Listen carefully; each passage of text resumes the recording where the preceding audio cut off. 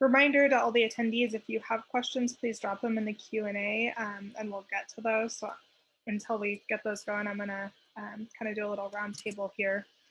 So the first thing I wanted to ask just quickly, for at least Nick and Ellen, I know Kamesha's not as familiar with Oregon law, but what's your favorite hidden gem for Oregon public records or open government law, like a tool that journalists don't always take full advantage of, maybe because they don't know about it? I guess I'll start since Nick is, I can see he's mulling.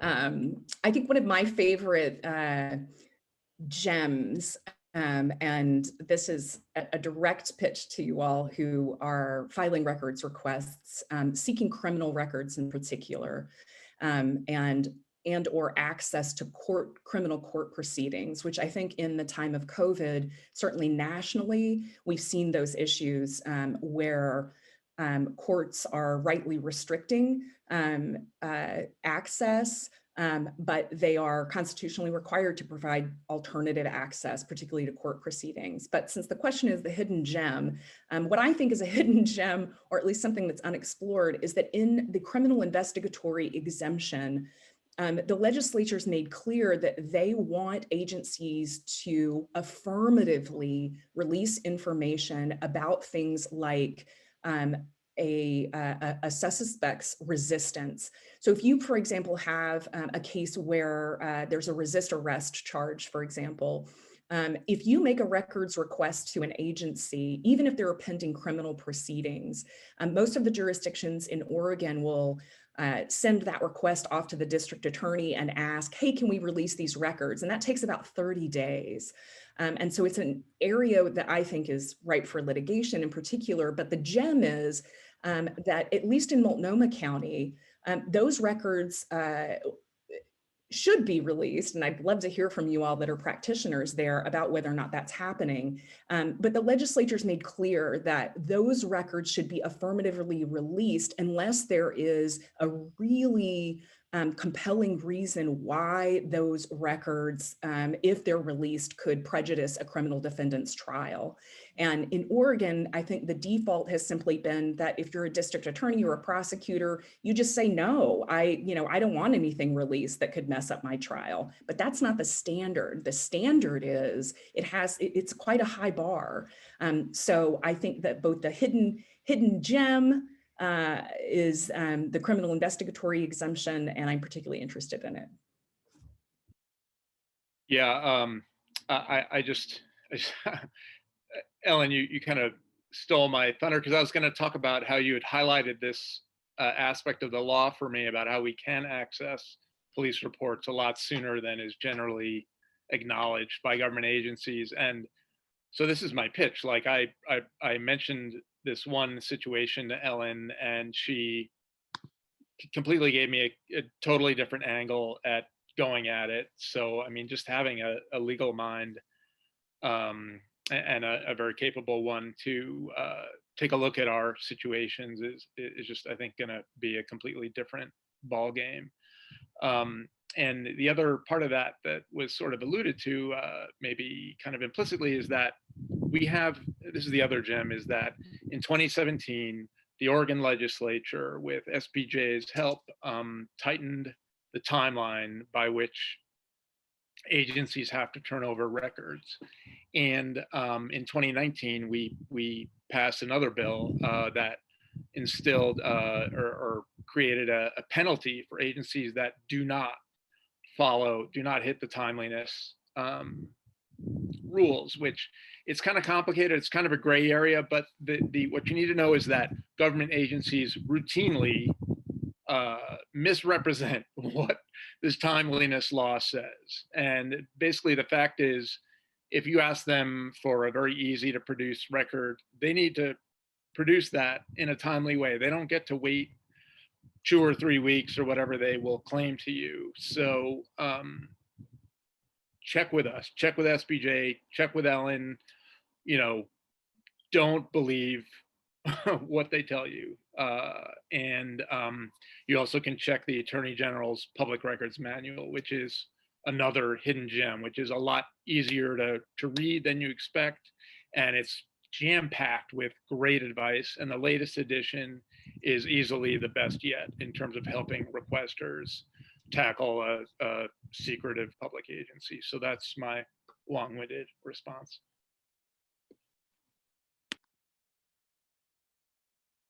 Awesome.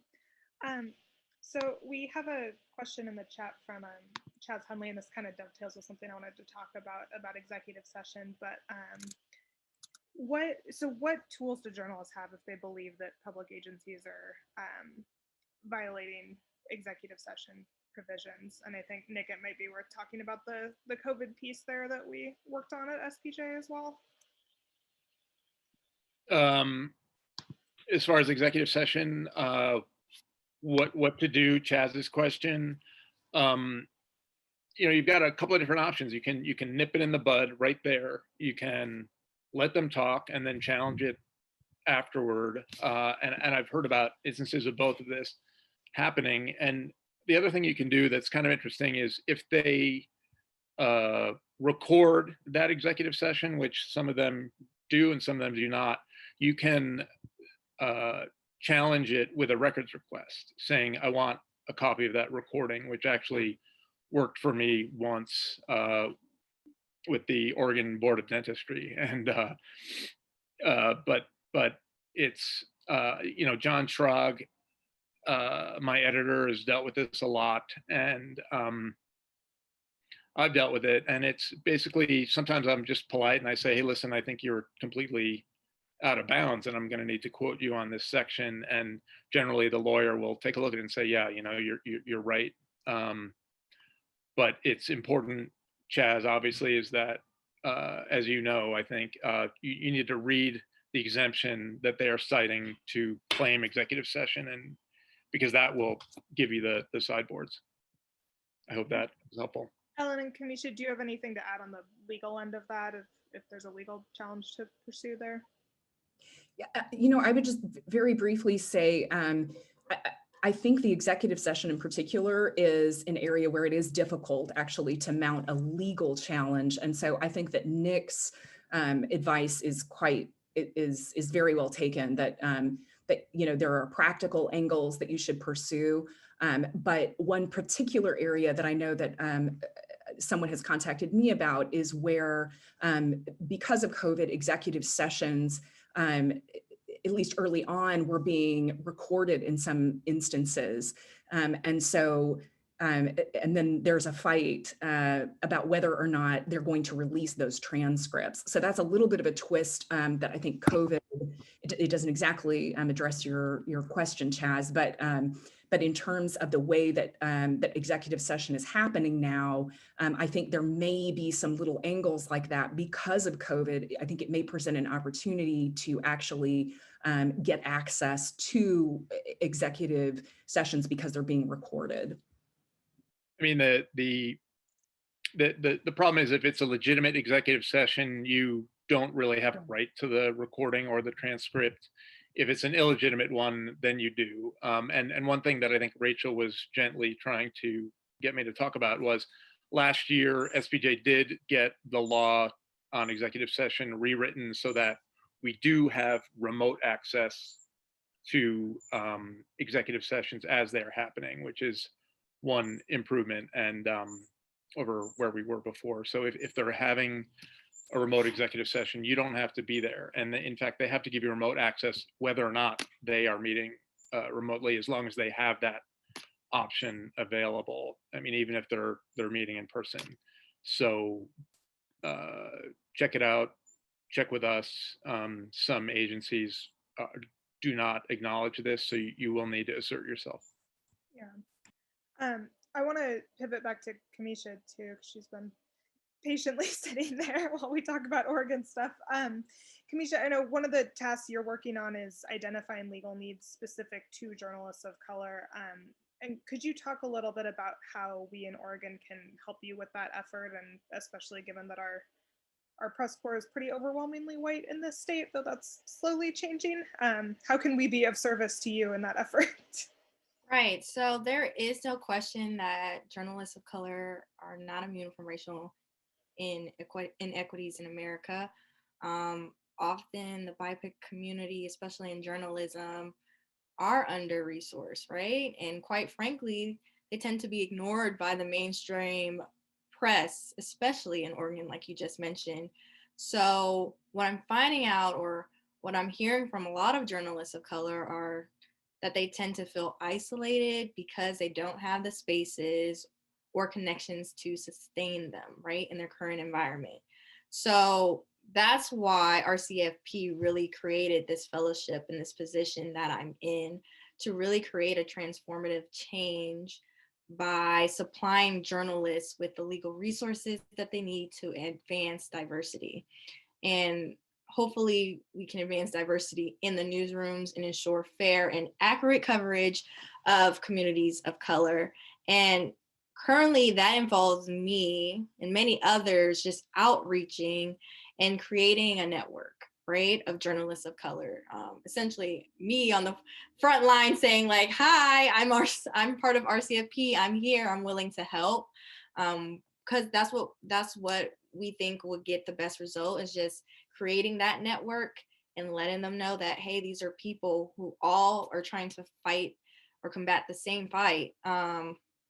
And especially in Oregon. And Ellen, obviously, she's one person, but if she connects with a bunch of people, right, then we have a team. So then she's not on her own.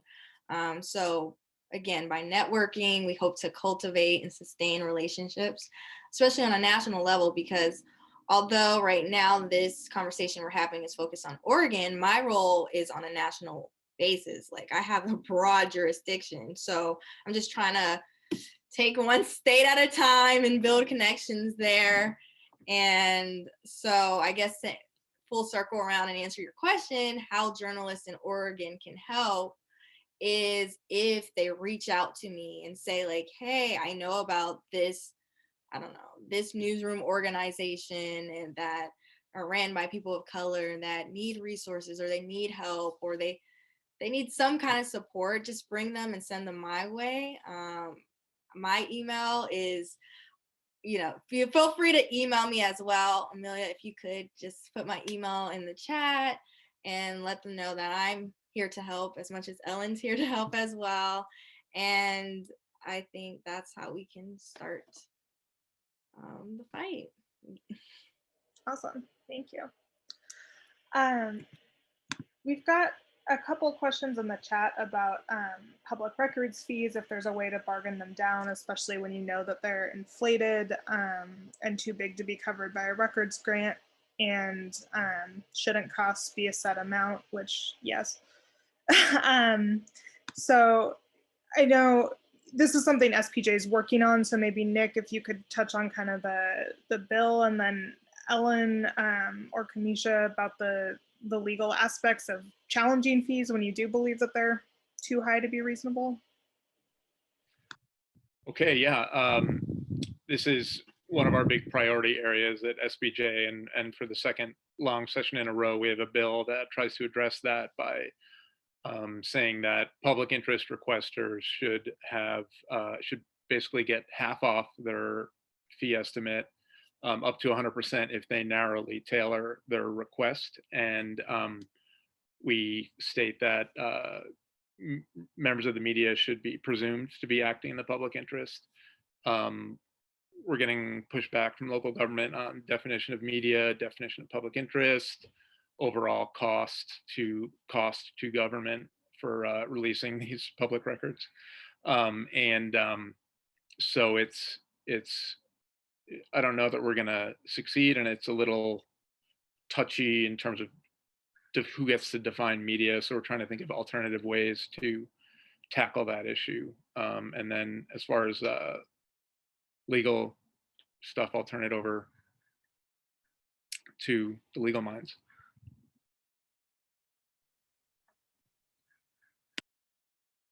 Sorry, I was having trouble unmuting. Yeah, thank you so much for this question, Gerard. I mean, I think that was one of the very first issue I worked on here was actually around the protests in Portland, and we filed an amicus brief in the Ninth Circuit. Shortly thereafter, the issue that I most worked on was exactly this, fees, and I could not agree with you more. They are all over the map. And as you point out, Mr. O'Brien, you can seek an exemption, you can seek a fee waiver, and that's something that you should include in your initial public records request. I think, many of you have standard language that I've seen that says, this is public reporting is going to happen on this, and so it's in the public interest. I also encourage you in those initial public records requests to, to the best of your ability, make it an even more fulsome argument. And of course, you have multiple opportunities to do that, but you definitely want in that very first public records request to state that this is in the public interest and that you're seeking either a total fee waiver or a reduction of fees because of that. And the truth is there's an enormous amount of discretion that are given to agencies in order to make that determination. And so I think my best advice here is that as a standalone issue, it is it will be addressed in a legislative context, as Nick just described. But when it comes to the legal end of things, I think the fairest characterization for me is that it's one of those issues that I end up, for lack of a better word, tacking on to your petition and arguing about it. It's one of those things that gives me another area to say that the agency has not been fully compliant with the public records law, and therefore the fees should be waived for a particular request. So that's a long-winded way of saying, if you think you have a pretty good public records issue that you've been denied in a substantive way, often that's where I can get you a reduction or a fee waiver. But as a standalone issue, I agree with Nick that it's probably going to take legislative change to actually get, a set amount for each agency. And for both of you, and especially Tim's question, we're happy to get into more specific suggestions about how to narrow your request and just bring down that fee estimate, because so often it's a matter of getting into the line item. So you should definitely be demanding a line item breakdown and asking for that 15-minute informational interview to help you narrow your request. But the big hammer you have is the appeal process that you do with the standard denial. And there is precedent. Oregon Court of Appeals did rule on reasonableness of fees with in defense of animals many years ago. And that's basically the only time this has gone to court. So it is pretty uncharted territory that Ellen could have a big impact on. And the other final thing you can do is talk to the Oregon Public Records Advocate, the sort of ombuds person for the state. It's currently Todd Albert, just was confirmed. His predecessor, Ginger McCall, used to tell people, listen, if it's media, just waive the fees, okay? Just why are you messing around? So I don't know if Todd's gonna take the same approach, but getting him involved brings in a third party to hear out their tales of woe and perhaps help the agency consider a different route and maybe help you narrow your request. I just want to add too, on the SPJ side, if you apply for a small records grant too, and we should probably change the text on our website about this, but usually the way that works, the grant itself is for a maximum of $500, but Nick and I will usually kind of work with you and the agency to try to both negotiate with them and narrow the scope of the request, because often what happens is, like journalists who maybe don't have as much experience filing those requests will seek we want every email sent by the university president for a year, and then it comes back at like $3,000. And so we can kind of help them maybe let's go for email logs instead of actual emails. So we can minimize the legal review, do things like that will still get at what you're searching for, but kind of narrow the fishing expedition. And then we're often able to get fees either waived or reduced down to a level where then the grant would actually cover them. So don't let, a multi-$1,000 request make you not reach out or apply for that. Okay. I want to talk about protest coverage a little bit, because that's obviously been a thorny legal issue in Oregon over the past year. So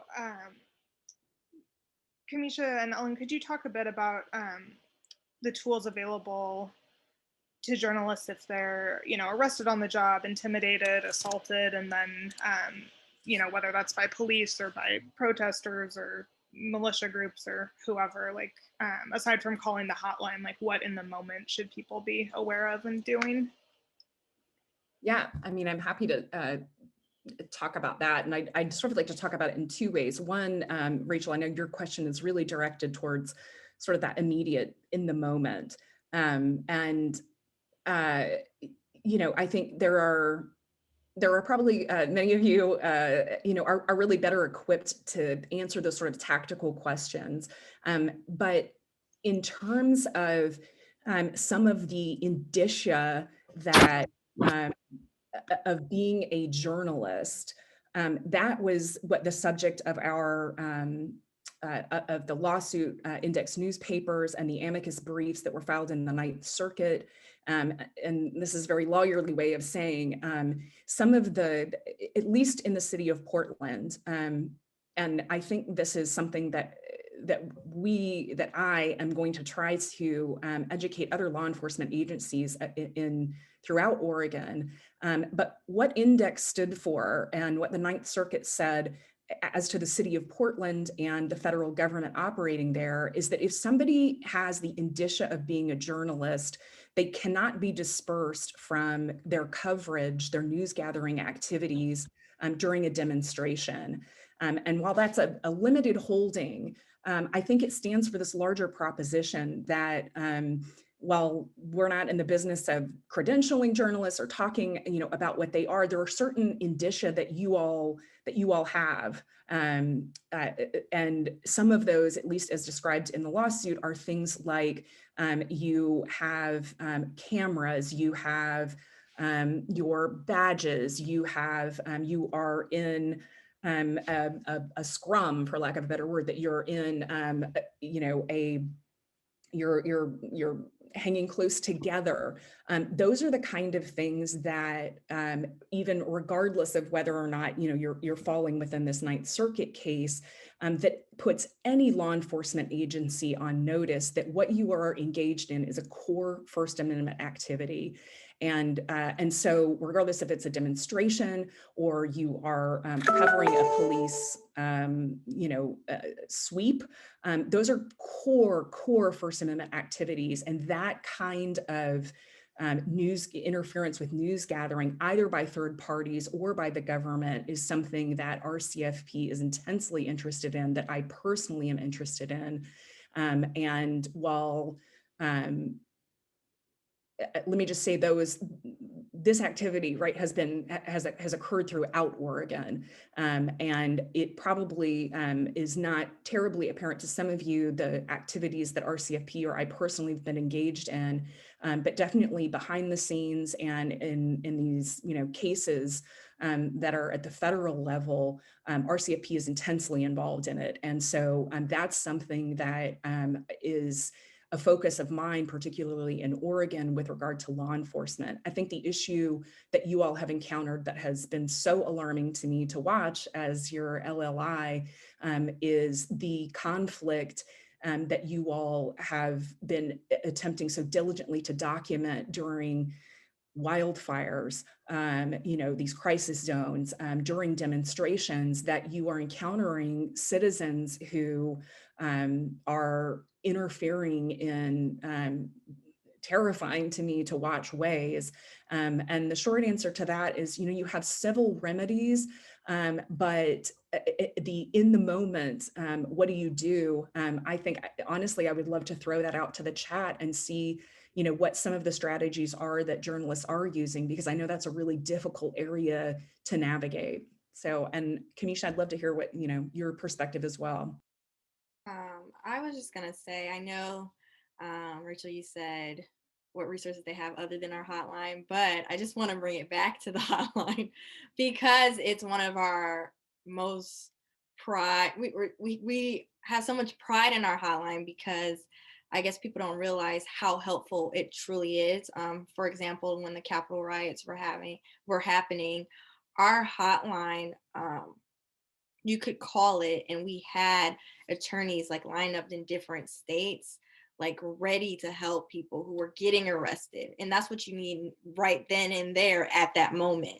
So that is just something I'm just going to keep harping on, because that is a resource that is, we think, very valuable, especially again, if you are being arrested in a crisis.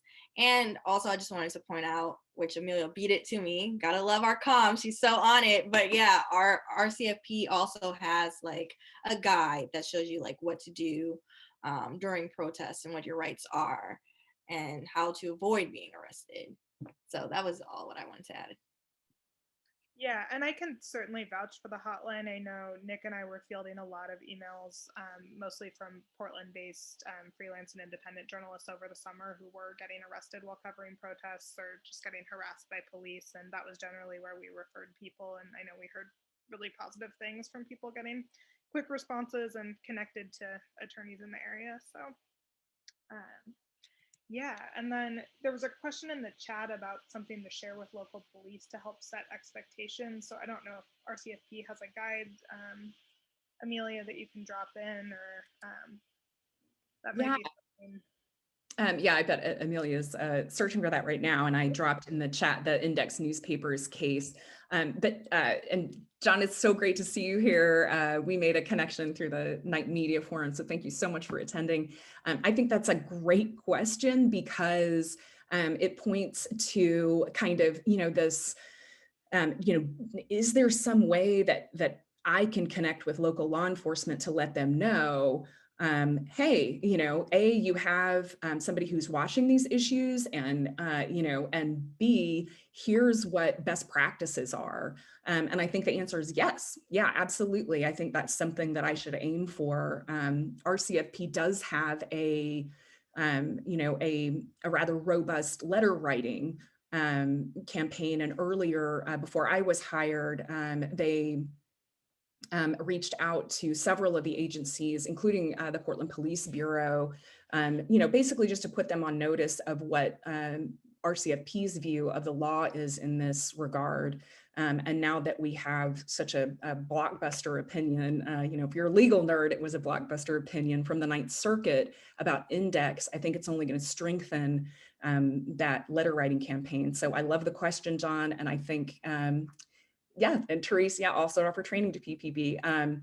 That I think that's a ripe area. I will say, just to manage expectations, because my own expectations had to be managed, as I thought, well, my goodness, I'm a former prosecutor and, have worked with law enforcement. I bet they're going to just be like, oh, let's have Ellen come train us about these First Amendment issues. And sadly for me, that was not the case. And I think even though I have substantial experience in this area, I think it's fair to say that law enforcement agencies generally are resistant to having me come in and train, but I think they're quite open to having a clear statement of the law certainly from RCFP's perspective about their obligations to protect the news gathering rights of journalists and to facilitate that kind of activity. Awesome. We've got just a couple of minutes left, and I know we're recording this, and the chat resources, we can chat with Amelia, but I'm sure there's a way to email this out to folks. So if you weren't able to stay for the whole thing or want to follow up on some of this, that's easy to do. Just to kind of close out, I wanted to ask about just if each of our panelists could just briefly mention like a recent open records victory or something that just like made you really excited to be doing this work, because I want people to remember that there are good things happening in the midst of all of the forces of secrecy and non-transparency here. And attendees, if you have more questions, please feel free to drop them in the chat. We can have people follow up with you later if we don't get to them in the next couple of minutes. But yeah, whoever wants to.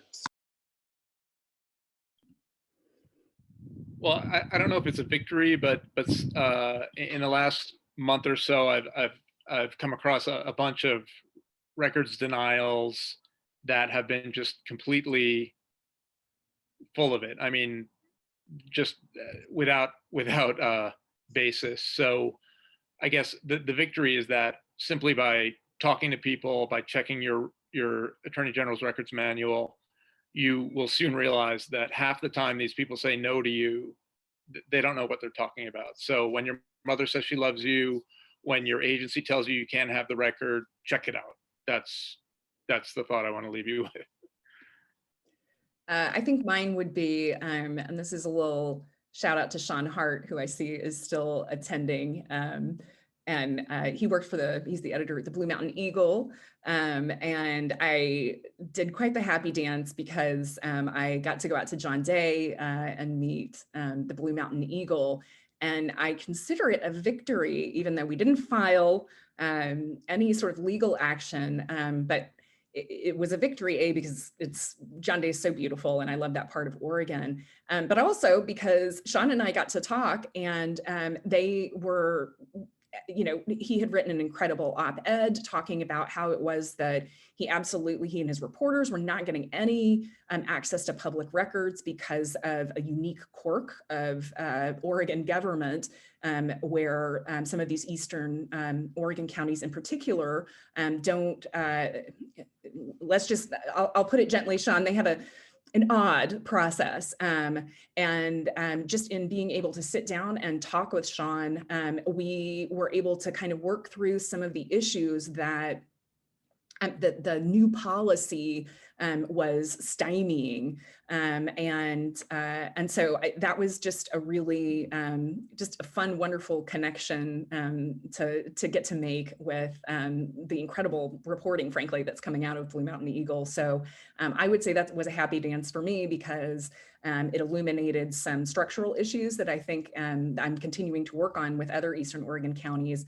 But mainly it was just really fun to get to, to get to nerd out with Sean Hart and work through their public records policy to try to make their great work continue to get even better. So that's my victory. I'm not much on the ground in Oregon. I'm actually in Maryland right now, but I'll just go about this question a different way. And I would just say the victory really here is that you have people on the ground, such as Ellen, such as Nick, such as SPJ, who are willing to help journalists fight this fight. And I think your passion is what's important, and your love for what you do is just going to make everything better and create the change that we need to see. And I think that's the victory in the long run. Well, that seems like a perfect way to end things. Ellen, Carol Morton had a question in the Q&A. Would you be able to follow up with her on that? Because that seemed like a more specific thing. Yeah, I did see that, Carol, and I'll absolutely follow up. It was about pre-pub review. So yeah, happy to do that. Perfect. Yeah, and then Amelia is going to send out the link to the recording and some of these resources for folks if you couldn't stay for the whole time. But yeah, please do reach out to us. Please let us know how we can help you. And thank you so much for being here. Thanks, everyone.